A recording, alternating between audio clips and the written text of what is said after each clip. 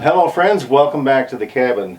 I'm going to have to change this blade out because I noticed the last time I was using it that I was getting some waves in the wood. So it is time to put a new blade on there. I try to get as much life out of them as I can, but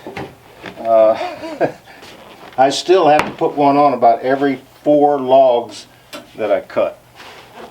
Now that's a good sized log like this one. But yeah, one blade lasts me about 4 to 5 logs.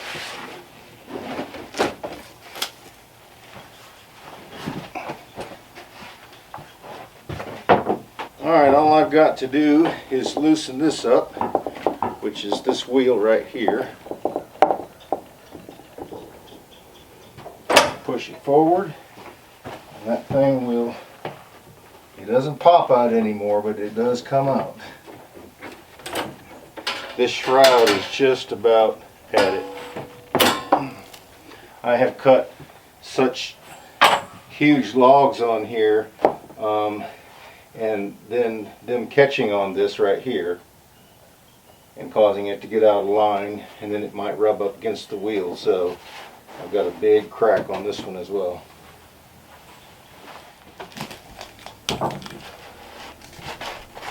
You still get dust that gets trapped up in here. Now we'll just hold that up there. Try to get that to slide through those.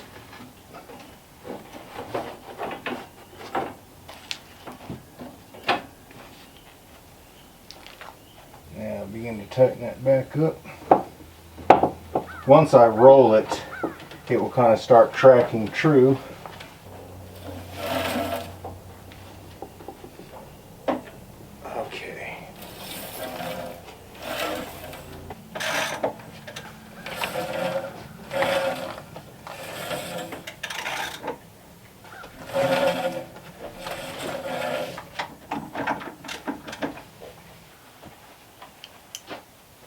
Now we always remember to grease it.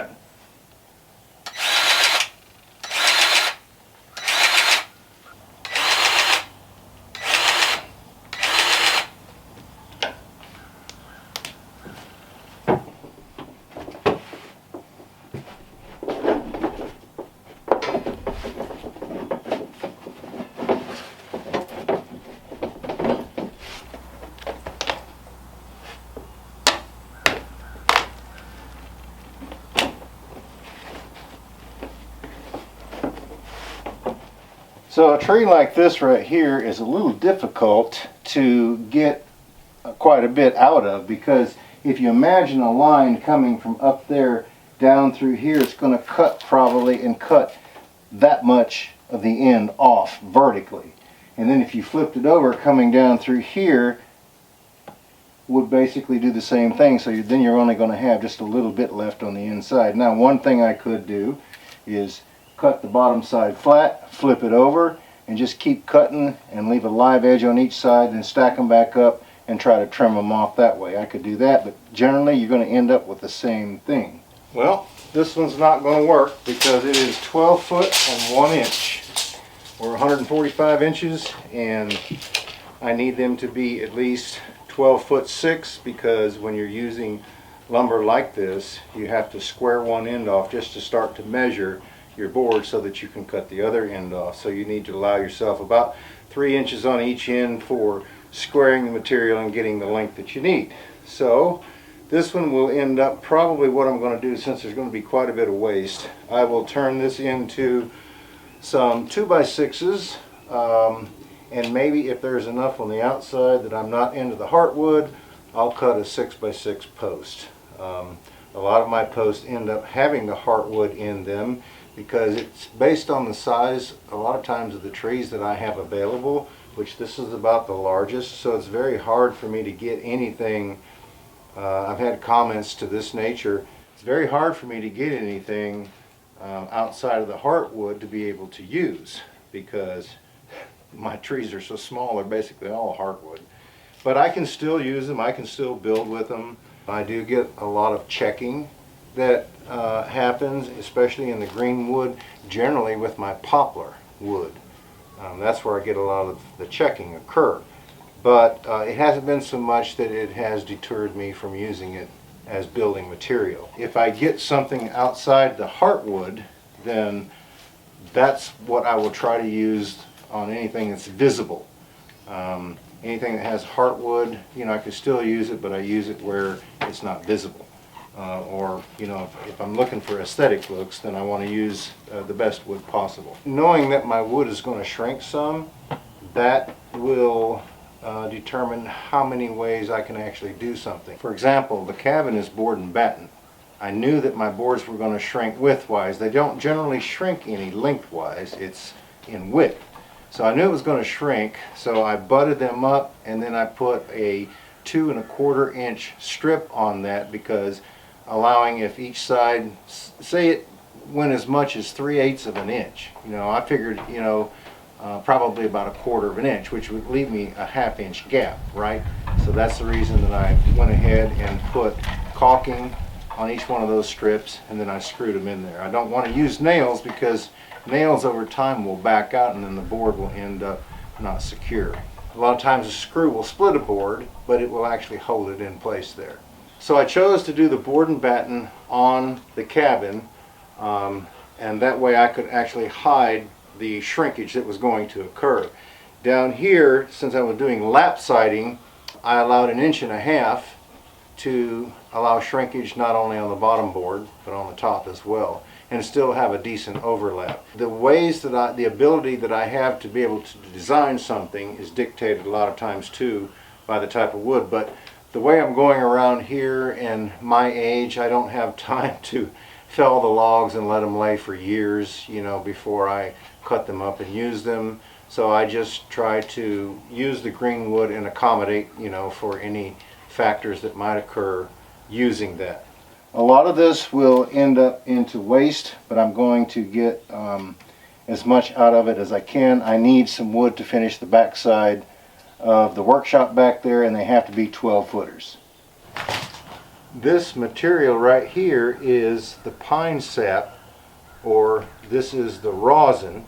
It becomes resin once you melt it down into like a liquid state. But this is what the tree actually puts it out when it gets a scar or a broken limb or something like that, kind of like a band-aid. But this stuff right here is highly flammable, and I save it all. I've got a huge bag of it for lighting fires. You might want to wear some gloves trying to get this stuff off too, because it can be sticky, but so far this hasn't been too bad. So what I'll do is I'll just take that piece of bark right there, and I will put it in a bag that I've got over here in the corner, and that bag is probably that big around, just full of pieces like this. So my sawmill is a small one. It will only cut the diameter up to, I think it's 28 inches. Of course, I've tried that before, and believe me, you don't want to do that. I am comfortable cutting one that's right at 24, although it seems to be a strain on the small sawmill like that. But it will cut it if you take your time. Now these blades, they're not carbide tipped, so they have to be sharpened quite frequently. The places that used to be close to me that sharpen these blades no longer do that, so I would have to actually ship them off to have them sharpened. What we have been doing, since a lot of the milling has been slowed down due to the cabin getting done, I still use it, but not a great deal. We just buy the blades. A pack of 10 blades, I can cut about 50 trees. Now that's quite a bit. So that's generally, like I said, what we've been doing, and I've just been saving these, storing these behind the sawmill back there, so not really sure of what I might do with them in the future. But I will tell you this, that when the blade, well, first of all, if I try to push the sawmill too fast, I can get some dipping that will occur, or the blade will jump off because you can put too much pressure on it. But also when the blade gets dull, a lot of times, and pine has so many limbs that when you get to those areas, they're really hard, and you can get some, or I can, with my mill anyway, I can get some dipping occurring in that. And so, like I say, the duller the blade gets, I might begin to get some waves in there because, you know, pushing it, which is the way that it's powered, you know, you're not constantly pushing it at the same rhythm, so you can get those what seem to be like dips in there from you taking steps and so forth. I believe, you know, that's just logically to me, that's what would happen. But I wish I had the ability to sharpen these, but it was about at that time that I bought the sawmill, which was what, I guess 5 years ago. The machine, I think at that time was somewhere right at $1,000, could have been 1,100. Kind of rings a bell as well. So I thought, you know, I could probably cut a whole lot of trees. Well, let's see, I could cut 500 trees, right? Yeah, I could cut 500 trees to be able to buy that and it pay for itself. So with as little, you know, as we do here, I just couldn't justify that when I could turn around and purchase the blades. Yes, they do cost me to purchase those, but you know, I've had some and they told me that, you know, having them sharpened twice, possibly 3 times would be, you know, the max, because there wouldn't be anything left in there. An outfit one time sharpened the blades for me, but they didn't set the teeth, and I couldn't hardly saw the wood. It was so hard to push it. And when I called and I said, hey, I just had these blades sharpened, what's the deal here? And he said, well, we sharpened each one of them. I said, well, they feel sharp. I said, but you know, when you sharpen and set a saw, you expect it to cut. He said, well, you didn't tell us to set it.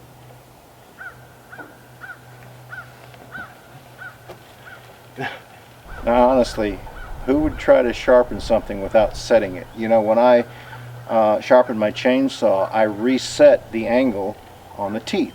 It gets chipped off and worn down, you know, especially if you hit something with a couple of the teeth. So I took them back, had them set, and then I was able to use the blades like normal. Sometimes people won't do a complete job unless you tell them to.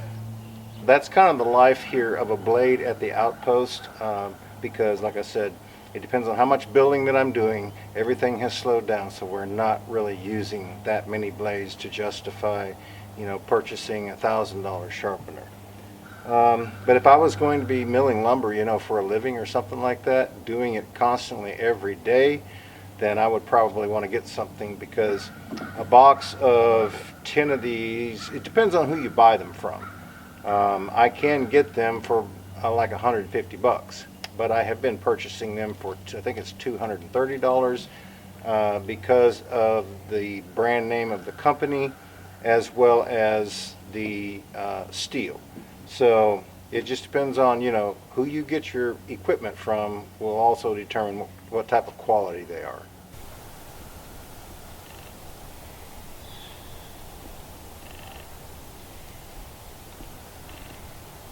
If I remember correctly, this is the board that I noticed. It's kind of hard to tell when you're cutting a square cant with it unless you're kind of down there looking at it and really trying to pay attention. Mainly, I'm just trying to get the job done, but I did notice it on this. It doesn't cause me a great deal of anxiety, I guess, in building, but I would prefer not to have it, you know. But, you know, everything here is rough anyway, so with that happening, you know, it doesn't affect me that much. But yes, I would prefer to have it straight. So when you notice something like that, the first thing that you want to do is check and make sure, you know, I want to make sure that my wheels, you know, that turn the blade, make sure that they're tight and the bearing's not worn out. But that's the reason that I keep it greased as much as possible. And then keeping the blade tight, you know, on there as well, and making sure that, you know, you're cutting level and you don't have your wheels binding up, because I have had that happen before. With the sawdust being wet, things cake up, and then you might be, you know, riding down a track that's got a build. That stuff, if I don't sweep it off once I take it off the sawmill, because the blade, you know, you constantly have fluid dripping on it to keep it clean, it will stick to the wood. Then you have to take like a putty knife and scrape it off. So that's the reason you see me dusting it quite often. Well, friends, that's about all the time that I've got for today, because I've got to get busy cutting that log up for the next section that we're going to be doing on the workshop. All the posts and beams and the 2x4s for the rafters and things of that nature. So that's where I'm going to be starting. So be sure and stay tuned for that on our main channel. Friends, we want to wish each and every one of you the best and the happiest new year. Stay safe, and we look forward to seeing you back up here at the cabin again next time.